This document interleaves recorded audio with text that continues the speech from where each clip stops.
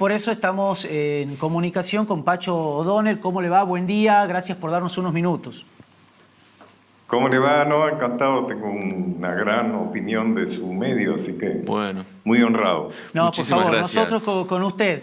Bueno, estamos analizando, venimos analizando como lo hacemos generalmente los 9 de julio, desde nuestro lugar como comunicadores, también el parte de la sociedad, de todo lo que tiene que ver con esta gesta patriótica de aquel 1816, en todo lo que tuvo que ver a lo largo de todos estos años con lo que pasó también el 25 de mayo de 1810, y recién inclusive charlábamos, no sé cómo lo ve usted, que decíamos que hay quizás como por ahí dos nacimientos de la patria, digamos, con estas dos fechas. ¿Cómo lo observa usted?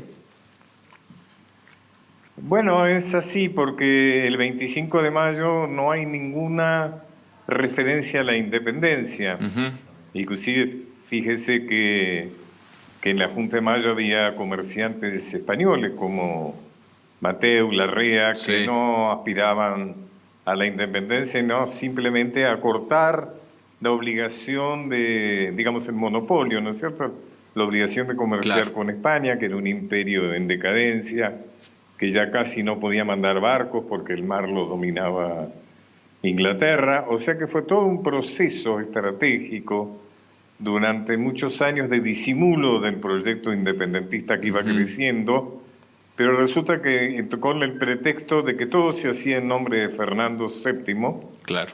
que estaba preso de las cárceles de Napoleón. Entonces la idea era que se había hecho esta insurrección en realidad contra las Cortes de Cádiz, no se reconocía la representatividad de la Corte de Cádiz, entonces decía que se había hecho esto para recuperar la soberanía y devolvérsela a Fernando VII Claro. cuando saliera de la cárcel. Sí, sí. Resulta que esto sucede en 1814 y entonces ya queda muy desnudo el proyecto independentista que finalmente, bueno, en Tucumán se declara en el año 1816. ¿no? Claro. Pacho, usted escribió e investigó sobre otra declaración de la independencia, sobre otro congreso que ocurrió un año antes, ¿no es así? Exactamente, yo he escrito un libro especialmente sobre el tema que se llama 1815, que en la historia oficial ha escondido, ha minimizado el hecho de que el 29 de junio de 1815, una declaración que fue más bien una reafirmación de la independencia por parte de las provincias litorales, las provincias que estaban bajo el influjo de José Gervasio Artigas, Sí. el caudillo oriental, y que en Concepción del Uruguay, que era entonces Arroyo de la China, se juntan y hay efectivamente una declaración de independencia mucho menos formal que la de Tucumán, Claro. que son las provincias litorales, es decir, que son nada menos que la Banda Oriental, Entre Ríos, Corrientes, Santa Fe, Las Misiones, inclusive Córdoba envía una delegación que también envía a Tucumán.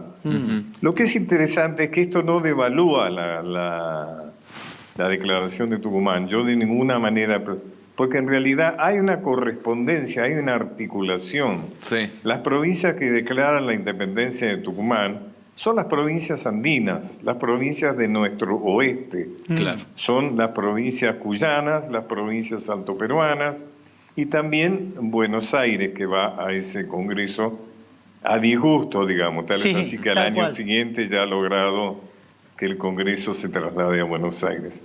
Claro. La declaración de Concepción de Uruguay son las provincias del este, son las provincias litorales, es decir, son provincias que no van a Tucumán. O sea que en realidad es una articulación de las provincias del oeste y las provincias del este, Claro. donde realmente ambas responden a lo que podríamos llamar una pulsión independentista que ya no se puede postergar más. Claro. O sea, ya han pasado 5 y 6 años desde mayo.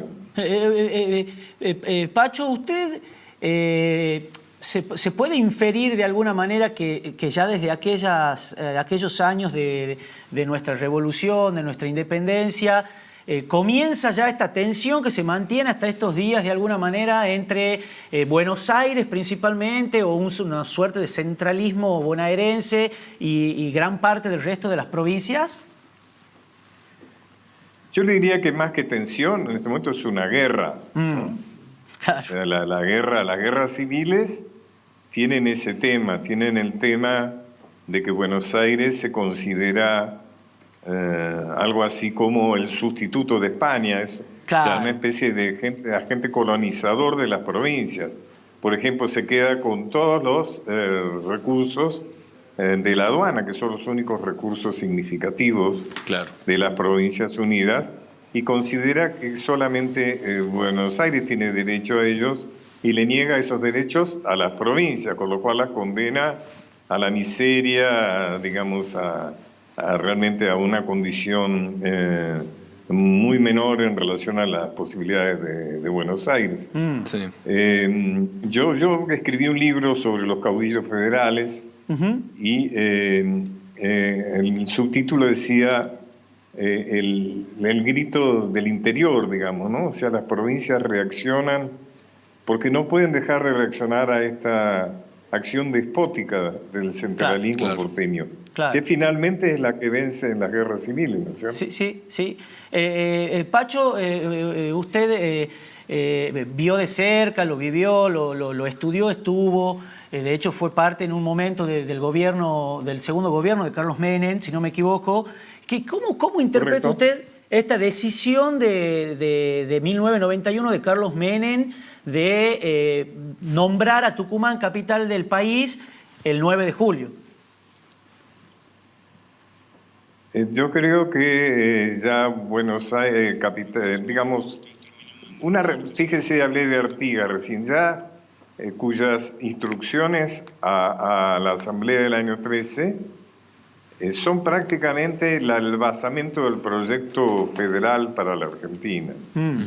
Y una de las postulados de esas instrucciones era que la capital no estuviera en Buenos Aires. Tal Claro. cual, sí.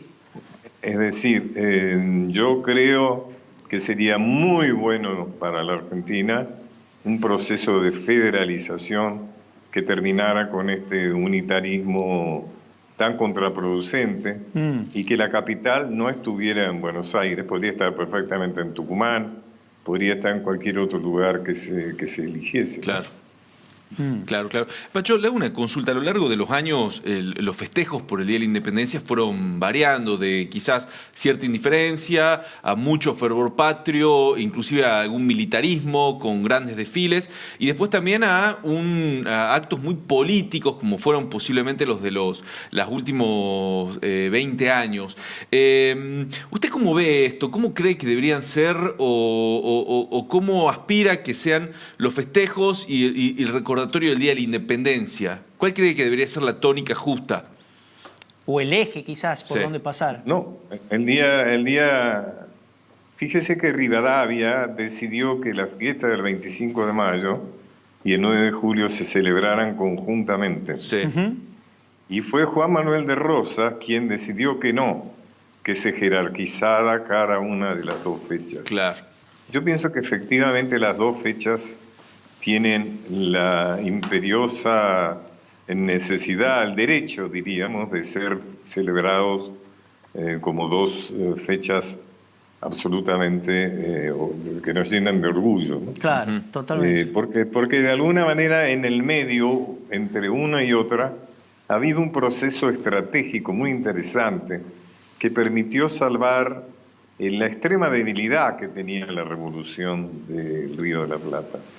Por eso es que hay que celebrar fundamentalmente el 9 de julio el coraje de los que declararon independencia cuando las condiciones eran las peores. Claro. Porque habían fracasado todas las revoluciones, ustedes saben bien eso, Sí. habían fracasado todas las revoluciones americanas, Fernando VII estaba nuevamente en el trono con una tónica muy absolutista. Sí, de estaba recuperar todas las preparando colonias. una gran expedición para recuperar la colonia del Río de la Plata, amenazaba a Portugal desde Brasil con una invasión Sí, que efectivamente luego se produjo, y sin embargo a instancias de San Martín, de Belgrano, de Güemes, se impuso el coraje, la valentía de declarar la independencia a pesar de que las condiciones eran muy desfavorables. Bien, gracias Pacho, le agradecemos Muchas gracias mucho estas por- palabras muy importantes para nosotros en este día, como le decía al principio, tan especial para todos los argentinos, pero particularmente para los norteños y los tucumanos. Muy Muchas amable gracias, por darnos estos minutos. Pero por supuesto para mí es un gran honor que me hayan llamado y saludo a esa gran provincia que es Tucumán. Muchas Bien, gracias, hasta luego, muy muchas amable, gracias. que tenga un buen día. Hasta luego. Inderecio, lo teníamos a Estuvo, Pacho perdón, Donel, ¿puedo escritor, descargarle un político segundito? e historiador. Tucumán ha tenido- Perdón.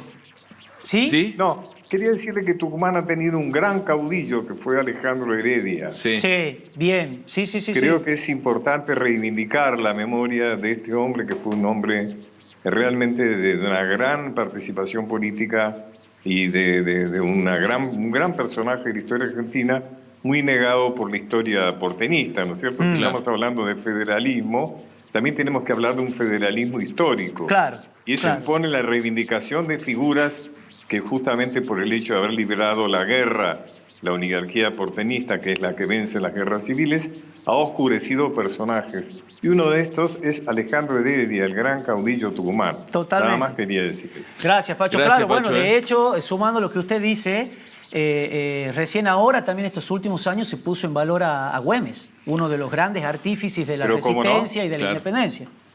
Así es. ¿Cómo no? Por supuesto, ahí está. Muy buen comentario, exactamente. Muy amable. Gracias, muchas gracias. que tenga muy buen día. amable. Ya. Bueno.